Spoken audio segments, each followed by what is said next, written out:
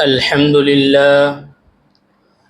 لله نحمده ونستعينه ونستغفره ونعوذ بالله من شرور أنفسنا ومن سيئات أعمالنا من يهده الله فلا مضل له ومن يضلله فلا هادي له وأشهد أن لا إله إلا الله وأشهد أن محمدا عبده ورسوله أما بعد فإن خير الحديث كتاب الله وخير الهدي هدي محمد صلى الله عليه وسلم وشر الأمور محدثاتها وكل محدثة بدعة وكل بدعة ضلالة وكل ضلالة في النار فأعوذ بالله من الشيطان الرجيم قاف والقرآن المجيد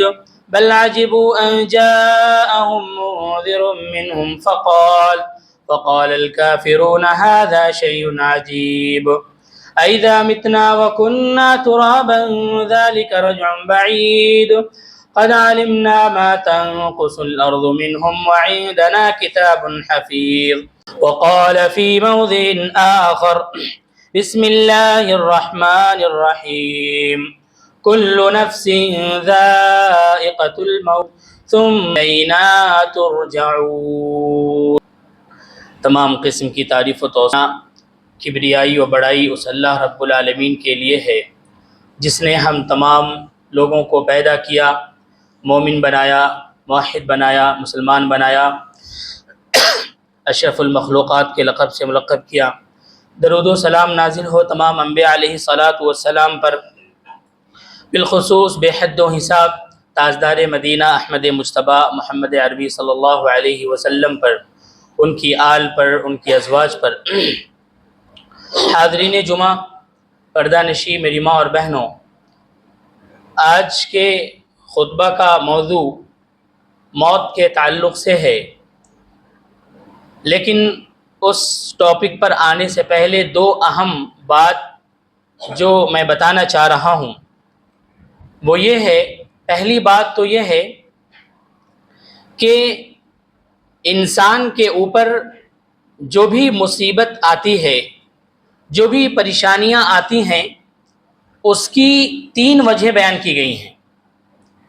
تین ریزنز کے بنیاد پہ یہ پریشانی انسان کے پاس آتی ہے۔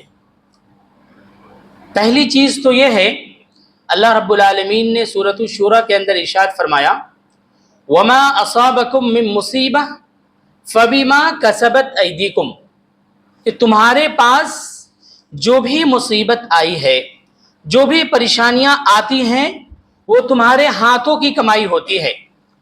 تم کچھ نہ کچھ ایسے اعمال کر بیٹھتے ہو، کچھ غلط اعمال ایسے کر بیٹھتے ہو جس کی وجہ کر اللہ رب العالمین ناراض ہوتا ہے اور تمہیں مصیبت میں گرفتار کر دیتا ہے۔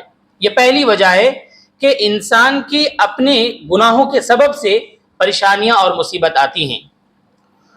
دوسری وجہ سورۃ التغابن کے اندر اللہ رب العالمین نے ارشاد فرمایا ما اصاب من مصیبت الا باذن اللہ، جو بھی مصیبت انسان کے پاس آتی ہے وہ اللہ کے حکم سے آتی ہے۔ کیا مطلب اس کا؟ مطلب یہ ہے کہ اللہ رب العالمین کے حکم سے وہ مصیبت انسان کے پاس آتی ہے، اور وہ یہ ہے کہ جب ایک انسان مصیبتوں میں گرفتار ہو جاتا ہے تو اللہ تبارک و تعالی اس مصیبت کی وجہ سے اس شخص کے کسی گناہ کو معاف کرنا چاہتا ہے۔ یہی وجہ ہے کہ اللہ تعالیٰ انسانوں کے پاس مصیبت بھیجتا ہے۔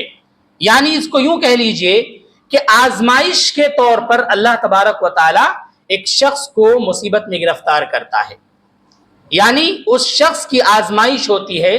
اللہ دیکھنا چاہتا ہے کہ یہ بندہ اس مصیبت کی حالت میں کیا کرتا ہے، اور اگر وہ بندہ مصیبت کی حالت میں اس مصیبت کو پر صبر کرتے ہوئے اور صحیح راستے پر چلتا ہے تو اللہ تبارک و تعالی اس کی وجہ سے اس کے بعض گناہوں کو مٹا دیتا ہے۔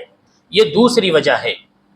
اور تیسری وجہ یہ ہے جو بہت اہم ہے، وہ یہ کہ اللہ تبارک و تعالی کسی بندے کو کسی بلند مقام پر فائز کرنا چاہتا ہے، جنت الفردوس کے اعلیٰ مقام پر فائز کرنا چاہتا ہے، لیکن اس بندے کے وہ اعمال ایسے نہیں ہیں جس اعمال کے بنیاد پر اللہ تعالیٰ اس کو بلند مقام دے دے، تو اللہ تبارک و تعالیٰ اس بندے کو مصیبت میں گرفتار کرتا ہے، پریشانیاں دیتا ہے، اس مصیبت اور اس پریشانی کی وجہ اللہ تبارک و تعالیٰ اس کو اس بلند مقام پر فائز کر دیتا ہے۔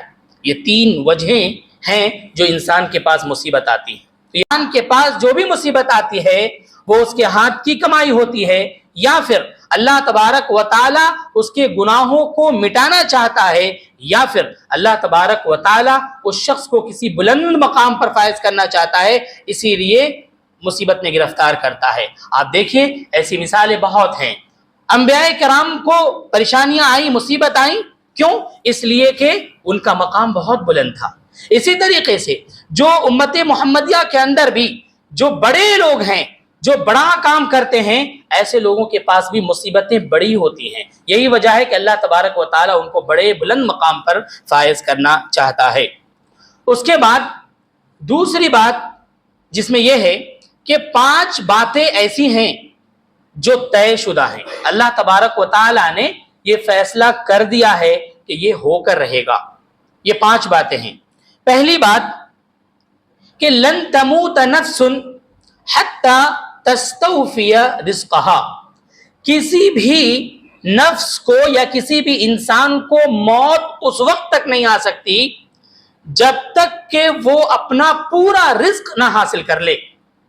یہ طے ہے، یہ اللہ تبارک و تعالیٰ نے یہ طے کر دیا ہے کہ کسی بھی شخص کو موت نہیں آئے گی جب تک کہ وہ اپنا پورا رزق نہ حاصل کر لے۔ یعنی اللہ تبارک و تعالیٰ نے ایک انسان کے لیے جتنا کھانا مقرر کر دیا ہے، اس وقت تک وہ کھانا، جب تک کہ اس کھانے کو وہ کھانا آخری حلقوم تک نہ پہنچ جائے، کھانے کا آخری دانہ نہ کھا لے، اس وقت تک موت نہیں آ سکتی۔ یہ اللہ تبارک و تعالیٰ نے طے کر دیا ہے۔ دوسری بات کہ موت کا وقت بھی مقرر ہے، موت کا وقت مقرر ہے۔ اللہ تبارک و تعالیٰ نے کہا فَإِذَا جَاءَ أَجَلُهُمْ لَا يَسْتَأْخِرُونَ سَاعَةً وَلَا يَسْتَقْدِمُونَ، کہ جب موت آ جائے تو موت کا وقت ایسا ہے کہ اگر وقت ہو جائے تو 1 سیکنڈ نہ پہلے موت آ سکتی ہے اور نہ 1 سیکنڈ بعد میں۔ گویا کہ اللہ تبارک و تعالیٰ نے ہر انسان کے موت کا وقت مقرر کر دیا ہے، 1 سیکنڈ نہ پہلے اور 1 سیکنڈ نہ بعد میں موت آئے گی۔ تیسری بات کہ انسان کہاں مرے گا، کہاں مرے گا، یہ بات بھی اللہ تبارک و تعالیٰ نے طے کر دیا ہے۔ اللہ تبارک و تعالیٰ نے کہا وَمَا تَدْرِي نَفْسٌ بِأَيِّ أَرْضٍ تَمُوتُ، تم نہیں جانتے کہ تمہاری موت کہاں آئے گی، لیکن میں جانتا ہوں کہ تمہاری موت کہاں آئے گی۔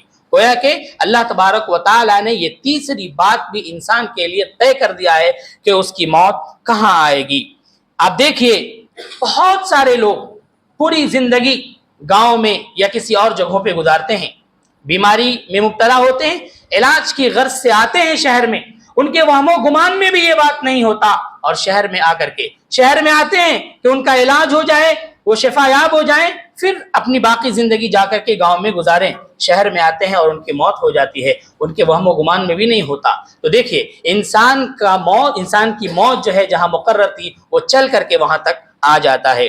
اسی طریقے سے چوتھی بات کہ وہ بندہ کہاں دفن ہوگا، یہ بات بھی اللہ تبارک و تعالیٰ نے طے کر دیا ہے، یہ بات بھی اللہ تبارک و تعالیٰ نے طے کر دیا ہے۔ اللہ نے کہا وَيَعْلَمُ مُسْتَقَرَّهَا وَمُسْتَوْدَعَهَا، اللہ تبارک و تعالیٰ جانتا ہے کہ تم اپنی زندگی، دنیاوی زندگی کہاں گزارو گے، مرنے کے بعد تم کہاں گزارو گے، کہاں دفن ہوگے، اللہ تبارک و تعالیٰ کو معلوم ہے۔ اللہ تبارک و تعالیٰ کو تمہارا مستقر بھی معلوم ہے اور تمہارا مستودع بھی معلوم ہے۔ اسی طریقے سے 5ویں بات جو طے ہے وہ یہ کہ موت کس سبب سے آئے گی، آپ کس وجہ سے مریں گے، کیسے مریں گے، ایکسیڈنٹ سے مریں گے، ہارٹ اٹیک سے مریں گے، کسی موذی مرض میں مبتلا ہو کر کے مریں گے، یا پھر یوں ہی عام موت مریں گے، یہ سب اللہ تبارک و تعالیٰ نے طے کر دیا ہے ایک انسان کے لیے۔ تو 5 باتیں ایسی ہیں جو اللہ تبارک و تعالیٰ نے یہ لکھ دیا ہے اور یہ طے کر دیا ہے کہ یہ ہو کر کے رہے گا۔ تو یہ 2 باتیں ضروری تھیں، اس کو اپنے ذہن میں بٹھائیے۔ ہم نے خطبہ مسنونہ کے بعد جو آیت تلاوت کی ہے، اللہ تبارک و تعالیٰ نے کہا کل نفس ذائقۃ الموت ثم الینا ترجعون۔ کل نفس، ہر نفس کو موت کا مزہ چکھنا ہے۔ نفس سے ہے تنفس، تنفس کا معنی ہوتا ہے سانس لینا۔ کل نفس، ہر وہ نفس یا ہر وہ مخلوق جو سانس لیتے ہیں وہ موت کا مزہ چکھنے والے ہیں۔ کل نفس ذائقۃ الموت، ہر نفس جو کہ سانس لیتے ہیں ان کو موت آنی ہے۔ درخت بھی سانس لیتی ہے اور چھوڑتی ہے، اسے بھی موت کا مزہ چکھنا ہے، اس پر بھی موت آتی ہے۔ درخت کا موت کیا ہے؟ سوکھ جاتی ہے درختیں اور ان کے اوپر موت واقع ہو جاتی ہیں۔ یہاں تک کہ جو صبح نکلتی ہے اسے بھی موت آتی ہے، کیونکہ وہ بھی سانس لیتی ہے۔ اللہ تبارک و تعالیٰ نے کہا وَالصُّبْحِ إِذَا تَنَفَّسَ، وہ صبح جو کہ سانس لیتی ہے، گویا کہ یہ بھی سانس لیتی ہے اور صبح بھی ختم ہو جائے گی۔ کل نفس ذائقۃ الموت، ہر نفس چاہے وہ کوئی بھی مخلوق ہو، اللہ تبارک و تعالی کے علاوہ جتنی بھی چیزیں ہیں سب کے سب مخلوق ہیں اور سب کو ایک نہ ایک دن ختم ہو جانا ہے، سب کے اوپر موت واقع ہو جانی ہے۔ دنیا میں کل نفس ذائقۃ الموت، مزہ چکھنا۔ دنیا میں ہر چیز کا ایک ذائقہ ہوتا ہے، ہر چیز کا ایک مزہ ہوتا ہے، اور آدمی ان مختلف ذائقوں کو چکھ کر کے یہ پتہ لگاتا ہے اور یہ بتا سکتا ہے کہ اس کی کیفیت کیا ہے۔ انسان مختلف قسم کے ذائقوں کو چکھتا ہے، بار بار چکھتا ہے، بار بار اس کی کیفیت بیان کر سکتا ہے، لیکن موت ایک ایسا ذائقہ ہے جو انسان اپنی پوری زندگی میں صرف ایک بار چکھتا ہے اور اس کی کیفیت میں بیان نہیں کر سکتا۔ یہ موت کا مزہ اور موت کا ذائقہ ایسا ہے کہ انسان اپنی پوری زندگی میں ایک بار موت کا مزہ چکھے گا، یہ بات حقیقت ہے کہ وہ موت کا مزہ چکھے گا، لیکن اس کی کیفیت کو بیان بھی نہیں کر سکتا۔ تو یہ موت کے ذائقے اور دنیا کے مختلف قسم کے ذائقوں میں فرق ہے۔ کہ دنیا کی مختلف ذائقوں کو انسان بار بار چکھتا ہے، اس کی کیفیت بتا سکتا ہے، لیکن موت کا ذائقہ ایسا ہے جو اس کی کیفیت کو ایک انسان بیان نہیں کر سکتا۔ موت کسے کہتے ہیں؟ موت کسے کہتے ہیں؟ موت کہتے ہیں، موت نام ہے روح کا جسم سے ہٹ جانا، الگ ہو جانا، یہ موت ہے۔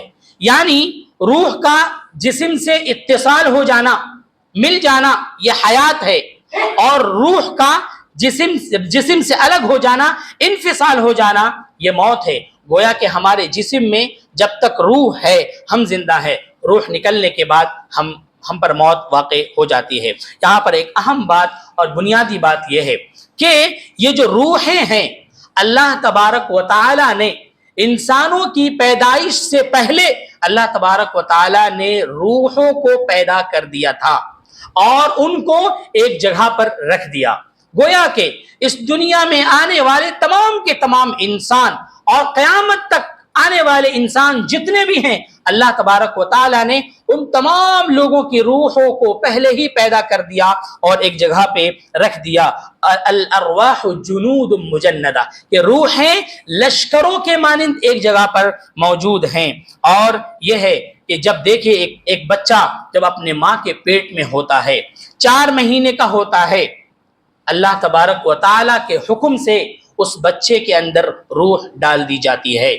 یعنی جتنی بھی روح ہیں، اللہ تبارک و تعالی نے جو روحوں کو رکھا ہے وہاں ایک نمبر کے حساب سے ہے، وقت آتا ہے متعین وقت، وہاں سے روح کو لیا جاتا ہے اور بچے میں روح پھونک دیا جاتا ہے۔ جب بچہ 4 مہینے کا ماں کے پیٹ کے اندر ہوتا ہے تو گویا کہ اسے زندگی مل جاتی ہے، وہیں سے زندگی مل جاتی ہے۔ اس کے بعد وہ بچہ پیدا ہوتا ہے، بڑا ہوتا ہے، اپنی پوری زندگی گزارتا ہے۔ اس کے بعد ایک وہ وقت آتا ہے کہ جو روح ڈالا گیا وہی روح اب نکال لیا جاتا ہے۔ تو موت کے بعد روح جب نکالا جاتا ہے تو وہ کہاں جاتا ہے؟ اللہ تبارک و تعالیٰ نے کہا کل نفس ذائقۃ الموت ثم الینا ترجعون، ہر نفس کو موت کا مزہ چکھنا ہے اور یہ تمام کی تمام روحیں سب کو لوٹ کر کے ہمارے پاس ہی آنا ہے۔ اسی لیے ایسے اعمال تو کر لو، ایسے اعمال تو کر لو جو اللہ تبارک و تعالیٰ کے پاس تم منہ دکھانے کے قابل رہو، اللہ تبارک و تعالیٰ کے سامنے کھڑے ہونے کے قابل رہو۔ یہ آپ کو حکم دیا جا رہا ہے کہ جب آپ کے جسم سے روح نکل جائے گی تو وہ روح سیدھا اللہ تبارک و تعالیٰ کے پاس جائے گی، اور کل قیامت کے دن ہم تمام لوگ اپنے جسم کے مطابق اور ہمارے جسم میں روح ہوگی، اور ہم اللہ تبارک و تعالیٰ کے سامنے آئیں گے اور ہم اپنے کیے ہوئے سارے اعمال کے بارے میں اللہ تبارک و تعالی ہم سے پوچھے گا، ہم اس کا جواب دیں گے۔ اسی لیے ہمیں اپنے آپ کو اس قابل بنا لینا ہے کہ ہم اللہ تبارک و تعالی کے سامنے جا سکیں اور اللہ تبارک و تعالی کے سوالوں کا جواب دے سکیں۔ یہ روحیں نکالتے کون ہیں؟ ہمارے جسم میں روح ہیں، کون نکالتے؟ اللہ تبارک و تعالی نے کہا قُلْ يَتَوَفَّاكُمْ مَلَكُ الْمَوْتِ الَّذِي وُكِّلَ بِكُمْ ثُمَّ إِلَىٰ رَبِّكُمْ تُرْجَعُونَ، کہ یہ ملک الموت ہوتے ہیں جن کے ساتھ اکیلے نہیں ہوتے، بہت سارے فرشتے ہوتے ہیں۔ یہ ملک الموت آپ کے جسم سے آپ کے روح کو نکالتے ہیں اور نکال کر لے کر چلے جاتے ہیں۔ ہمارے جسم سے روح نکل جاتی ہے، اگر ہماری روح اچھی ہے، نیک ہے، تو بڑی آسانی کے ساتھ جسموں سے روح کو نکال لیا جاتا ہے۔ ویسے ہی جیسے کہ مشکیزہ سے پانی کو بہت آسانی کے ساتھ نکال دیا جاتا ہے، لیکن اگر روح بد روح ہو، روح اگر گنہگار ہے، روح اگر نافرمان ہے، تو اسے بڑی بے دردی کے ساتھ اس کے جسم سے روح نکالا جاتا ہے۔ آپ دیکھیے کہ ہمارے جسم میں ایک کانٹا چبھ جائے، سوئی چبھ جائے تو کتنی تکلیف ہوتی ہے، اور بتائیے پورے جسم سے روح کو پکڑ کر کے ایسے کھینچ کر کے نکالا جائے گا، وہ روح اس طریقے سے ہمارے جسم سے نکلے گا میرے بھائیوں۔ اور یہ طے ہے کہ ہر انسان کے جسم سے روح کا نکلنا ہے۔ ملک الموت آئیں گے اور بہت سارے فرشتوں کے ساتھ آئیں گے، ہمارے جسموں سے روح کا نکلنا یہ طے ہے۔ اگر ہم نیک ہیں تو بڑی آسانی کے ساتھ روح نکال دی جائے گی، لیکن اگر ہم اچھے نہیں ہیں، ہمارے اعمال اچھے نہیں ہیں، ہم نیک نہیں ہیں، ہم نافرمان ہیں، تو پھر یاد رکھیے ہمارے جسم سے روح بڑے بے دردی سے نکلنے والی ہے میرے بھائیوں۔ وجاءت سکرۃ الموت بالحق،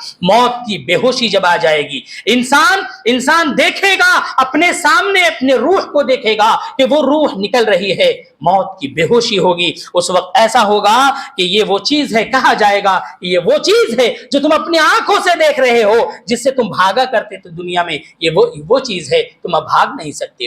موت کی بے ہوشی کو انسان اپنے سامنے سے دیکھے گا، لیکن انسان دنیا میں موت سے بھاگتا ہے۔ ایک انسان دنیا میں یہ سوچتا ہے ابھی تو ہم کم عمر کے ہیں، ابھی تو ہم جوان ہیں، ابھی 40-50 کے ہوئے، ابھی ہمارے پاس 20-25 سال 30-50 سال ہے، ایسا سوچتے ہیں۔ موت سے کب تک بھاگیں گے؟ اس لیے موت کو یاد کریے، موت کا وقت مقرر ہے، کبھی بھی موت آ سکتا ہے۔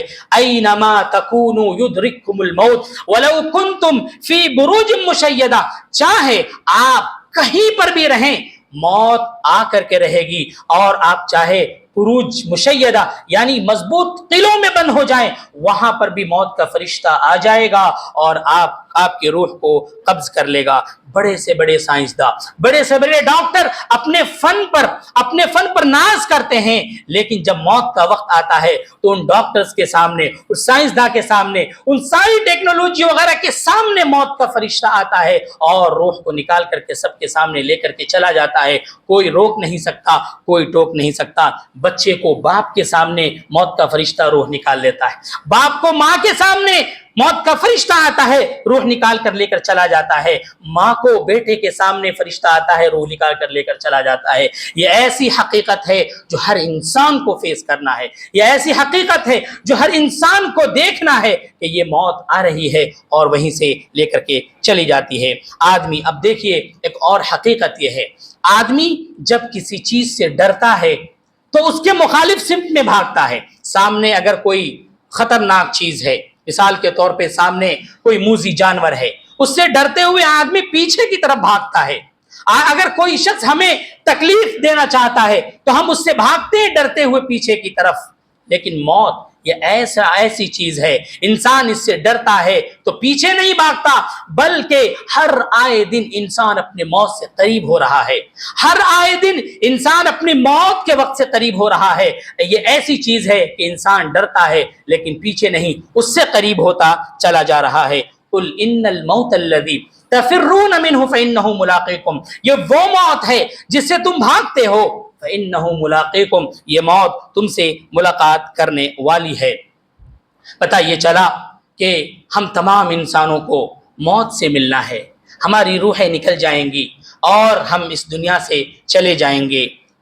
روح کیسے نکلتی ہے؟ روح ہمارے جسم سے، بدن سے کس طریقے سے نکالا جاتا ہے؟ یہ امور غیبیہ میں ہے۔ اللہ تبارک و تعالیٰ کو معلوم ہے کہ ہمارے جسموں سے روح کیسے نکلتی ہے، لیکن علماء نے اجتہاد کیا ہے کہ ہماری روحیں ہمارے پیروں کی طرف سے اور ہماری ہاتھ کے پوروں کی طرف سے نکلتی ہیں۔ اس میں یہ بتایا گیا ہے کہ جب روح نکلتی ہے، پیر سے روح نکل گئی، ہاتھ سے روح نکل گیا، روح نکلتے ہوئے ہمارے حلق تک آ کر کے چلا جاتا ہے۔ اب ہمارے یہ جسم بالکل ٹھنڈے پر جاتے ہیں۔ فَإِذَا بَلَغَتِ الْحُلْقُومَ حِينَئِذٍ تَنظُرُونَ، جب یہ موت، یہ روح جب نکلتی ہے تو یہ روح آ کر کے حلقوم تک آ جاتی ہے۔ اس کے بعد وَأَنْتُمْ حِينَئِذٍ تَنظُرُونَ، ہم دیکھتے ہوئے رہ جاتے ہیں کہ ہمارے جسموں سے روح نکل رہی ہے، ہماری آنکھوں تک روح آتی ہے، یہاں سے نکالا جاتا ہے، ہم دیکھتے چلے جاتے ہیں کہ ہماری روح نکل رہی ہے۔ یہ ایسی حقیقت ہے کہ جب روح نکلتی ہے تو ہم اپنی آنکھوں سے روح کو دیکھتے ہیں، یعنی پوری زندگی وہ جسم میں روح ہماری رہی لیکن ہم نے اس کو نہیں دیکھا، لیکن جب موت آتی ہے تو اپنی آنکھوں سے ایک انسان روح کو دیکھتا ہے کہ فرشتے ہماری روح کو لے کر جا رہے ہیں، اور آنکھ اس کا پیچھا کرتی ہے۔ یعنی جب ہم دیکھتے ہیں کہ ہماری روح جا رہی ہے، بدن سے روح نکل گئی، ہم اپنی آنکھوں سے دیکھتے ہیں کہ روح اب جا رہی ہے، فرشتے اس کو لے کر کے جا رہے، وہ ہے کہ ہماری آنکھیں روحوں کا پیچھا کرتی ہے۔ اس کی دلیل کیا ہے؟ حضرت ام سلمہ رضی اللہ تعالی عنہ راویہ ہیں، وہ بیان کرتی ہیں کہ ابو سلمہ رضی اللہ تعالی عنہ کی وفات ہو گئی۔ آپ صلی اللہ علیہ وسلم آئے اور آپ نے دیکھا ابو سلمہ کو، وقت شق بصرہ، کہ ان کی آنکھیں پھٹی ہوئی تھیں، کھلی ہوئی تھیں۔ آپ صلی اللہ علیہ وسلم نے بڑے پیار سے فاغمضہ، بڑے پیار سے آنکھوں کو بند کر دیا اور کہا ان الروح اذا قبض تبعہ، کہ جب روح قبض کی جاتی ہے، جب روح نکالی جاتی ہے تو پھر آنکھیں اس کا پیچھا کرتی، گویا کہ آنکھ اس کو دیکھتی ہے۔ پوری زندگی ہم نے گزار لی لیکن ہم نے اپنے روحوں کو نہیں دیکھا، لیکن جب ہماری موت واقع ہوتی ہے، ہمارے جسم سے روح جاتی ہے تو ہم اس کو اپنی آنکھوں سے دیکھتے ہیں۔ میرے بھائیوں، نصیحت کے طور پر ابو ہریرہ رضی اللہ تعالی عنہ راوی حدیث ہیں، وہ بیان کرتے ہیں اللہ کے رسول صلی اللہ علیہ وسلم نے ارشاد فرمایا اکثروا ذکر ہادم اللذات الموت، کہ اللہ کے رسول صلی اللہ علیہ وسلم نے کہا کہ تم کثرت سے لذتوں کو ختم کر دینے والی چیزوں کو یاد کرو، تم کثرت سے لذت کو ختم کر دینے والی چیزوں کو یاد کرو۔ وہ کیا ہے؟ موت ہے میرے بھائی۔ موت ایک ایسی حقیقت ہے اور ایک ایسی کڑواہٹ ہے جو تمام لذتوں کو ختم کر دیتی ہے۔ ذرا یاد کیجئے، جب آپ بہت ساری نعمتوں کے بیچ میں ہوتے ہیں، آپ نعمتوں میں گھرے ہوئے ہوتے ہیں، آپ کے پاس خوشیوں کے انبار ہوتے ہیں، ایسے میں بیٹھے ہوئے ذرا یاد کیجئے موت کو یاد کیجئے کہ آج نہ کل ہو سکتا ہے کہ ابھی ہماری موت آ جائے، ہو سکتا ہے کہ ہم ابھی مر جائیں، ہو سکتا ہے کہ ہمیں کچھ بھی مہلت نہ ملے۔ اس وقت یاد کیجئے جس لذت کو آپ محسوس کر رہے ہوتے ہیں، جن نعمتوں کی لذتوں کو آپ محسوس کر رہے ہوتے ہیں، جیسے موت کو یاد کرتے ہیں وہ لذت ختم ہو جاتی ہے، آپ کا دل اندر سے کپ کپا اٹھتا ہے اور آپ یہ سوچتے ہیں کہ بس سے جسٹ اب ہماری موت آنے والی ہے۔ میرے بھائیوں، اسی لیے کثرت سے اپنی موت کو یاد کرو۔ اللہ کے رسول صلی اللہ علیہ وسلم نے ہمیں حکم دیا ہے، اور ہمیں حکم دیا ہے مردوں کو قبرستان جانے کا جو حکم ہے، ایک ہی مقصد ہے، اور وہ مقصد یہ ہے کہ آپ قبرستان جائیں، قبروں کو دیکھیں جہاں ہمارے بھائی دفن ہیں، اور آپ وہاں انہیں کہیں کہ تم جا چکے ہو، اب ہم آنے والے ہیں۔ جب کہ انسان قبرستان میں جاتا ہے، وہ دیکھتا ہے کہ میرے بھائی جو مر گئے قبر میں ہیں، کل ہمیں بھی وہیں جا کر کے دفن ہونا ہے، کیوں؟ اس لیے کہ ہم جب جائیں گے وہاں دیکھیں گے، ان سارے مناظر کو دیکھیں گے تو ہمارا ایمان تازہ ہوگا۔ موت کو جب ہم یاد کریں گے تو ہمارے جو گناہ ہیں اس کی شرح میں کمی آئے گی میرے بھائیوں۔ اس لیے موت کو یاد کریں، انسان کا کوئی ٹھکانہ نہیں ہے، کبھی بھی انسان اس دنیا سے جا سکتا ہے۔ اللہ تبارک و تعالیٰ سے دعا ہے اللہ تبارک و تعالیٰ ہم تمام لوگوں کو نیک بنائے، قرآن اور حدیث کے مطابق زندگی گزارنے والا بنائے۔ اللہ رب العالمین اپنا ڈر، اپنا تقوی ہمارے سینوں میں ڈال دے۔ آمین۔ وما توفیق الا باللہ۔